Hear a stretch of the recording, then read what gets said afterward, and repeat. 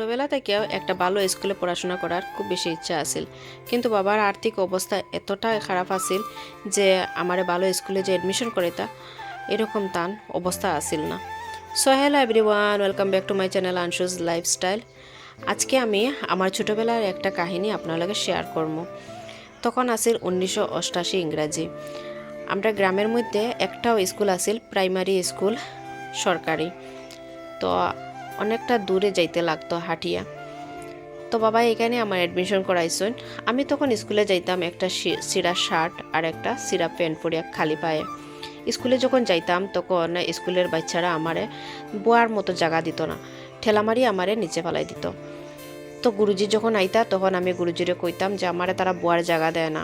তখন গুরুজি আমারে বুঝাইয়া কইতা যে দেখো, ডেস্ক বেঞ্চের তো অভাব স্কুলে নাই, আর তুমি এক কাজ করিও, তুমি একটা কাপড় কালকে থেকে নিয়ে আই যেও গিয়া, বা একটা বস্তা নিয়ে আই যেও গিয়া, ওইটার মধ্যে বইবাই। আর দেখো তারা তো এখন বই আর জায়গা ফুল হয়ে গেছে, আর জায়গাও নাই, তুমি নিচে বই যাইবাই গিয়া।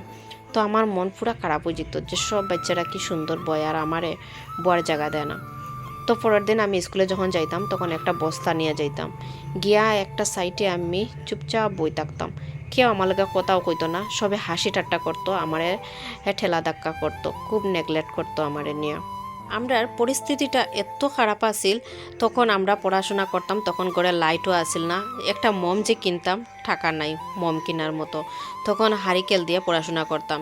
কেরাসিন কেনার মতো অবস্থা আসিল না, একটু কেরাসিন আসিল, এটা দিয়ে মায় রান্না বাড়া করতানি না আমি পড়াশোনা করতাম।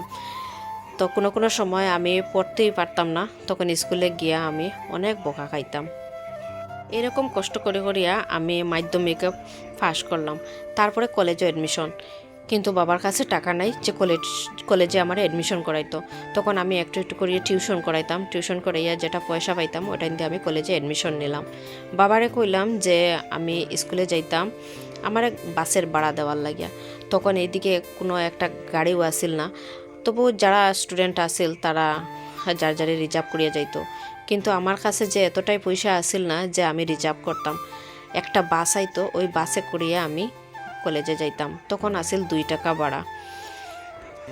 এইরকম করে করে আমি আমার কলেজটাও কমপ্লিট করলাম, ডিগ্রি কমপ্লিট করলাম। তারপরে একটা একটা করে অ্যাপ্লাই করা স্টার্ট করলাম। এখন অ্যাপ্লাই করতাম, অ্যাপ্লাই করার মতো পয়সা নাই, যারে চাই হেও কিন্তু নাই নাই কয় আমারে, 1 টাকাও দেয় না আমারে। তারপরে আমি একটু কষ্ট করে করিয়া তার কাছ থেকে দাঁড় করিয়া আনিয়া আমি অ্যাপ্লাই করতাম একটা একটা করিয়া। অ্যাপ্লাই করার পরে জব অন্না করিয়া মনে একদম নিরাশ হয়ে গেছে আমার। তারপরে একদিন খুব সুন্দর একটা সকাল হইল আমার জীবনে। হঠাৎ করিয়া পোস্টম্যান আয় একটা পোস্ট লেটার নিয়ে। আমি ভাবলাম যে কে আমারে পোস্ট দিল, আমার তো পোস্ট হওয়ার কোনো কথাই নাই। তারপরে যখন পোস্টম্যানের কাছ থেকে আমি কার্ডটা নিলাম, নেওয়ার পরে দেখলাম যে আমার অ্যাপয়েন্টমেন্ট লেটার আইছে। আমি খুব খুশি, খুব আনন্দ। আমার মারে কইলাম, আমার মা আমার বাবা খুশি, আস্তা গ্রামে সব রে খালি চিৎকার করে করে কর যে আমার ছেলের জব হয়ে গেছে, জব হয়ে গেছে। আমার আর্মিতে জব হয়েছে। আজকে আমার ফ্যামিলিও আছে, ফ্রেন্ডও আছে, আর সব আত্মীয় স্বজন সবই আছে। পুরা গ্রামের মানুষ আমারে এত আশীর্বাদ দিছে যে আমি ট্রেনিং পিরিয়ডটা কমপ্লিট করিয়ে আইতাম। সো কেউ কোনোদিনও নেগলেক্ট করতে নাই, সবার একরকম দিন কোনোদিনও যায় না। তো আজকের কাহিনীটা হলো রাহুলের। আজকে রাহুলের জব করিয়া তার ফ্যামিলি খুব সুন্দরভাবে মেনটেন করিয়া চলের।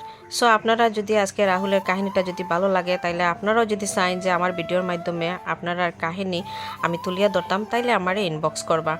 আর so tata, bye bye. Video ভালো লাগলে লাইক কমেন্ট শেয়ার করে দিবা। আবার দেখাইবা আর একটা নতুন কাহিনী নিয়ে।